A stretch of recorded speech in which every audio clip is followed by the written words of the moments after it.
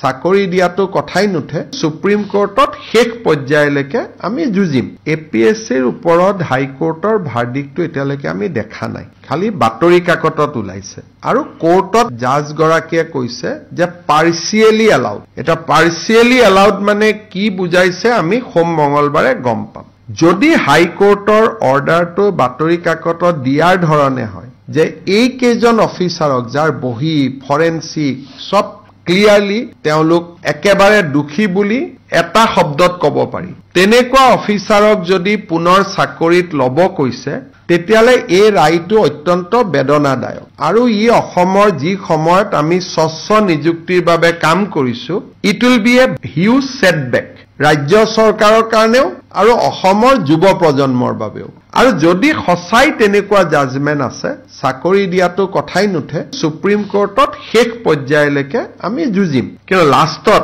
supreme কোৰ্টেও যদি কয় আপোনালোকে ল'ব লাগিব তেতিয়ালেতো আমাৰ হাতত ক্ষমতা সীমিত থাকিব কিন্তু আমি শেষ পৰ্যায়লৈকে সুপ্ৰিম কোৰ্টত যাম গোটেই কথাখিনি জনাম আৰু মই ন্যায়পালিকাক বিশ্বাস কৰো কেতিয়াবা সিঙ্গল বেঞ্চত জিকে ডিভিজনত হাৰে আকৌ সুপ্ৰিম কোৰ্টত জিকে ইট ইজ এ প্ৰসেস আৰু হাইকোৰ্টৰ ন্যায়াধীশজনে নিজেও কৈছে যে আপোনালোকক আমি 30 দিন সময় দিছো আপোনালোকে যাতে সুপ্ৰিম কোৰ্টত গলে যাব পাৰে সেইকাৰণে মই ভাবো যে এই ইস্যুটো এনেকুৱা নহয় যে চাকৰি দিব কাৰণে কালি দি দিম সুপ্ৰিম কোৰ্টে কলেহে আমি দিব পাৰিম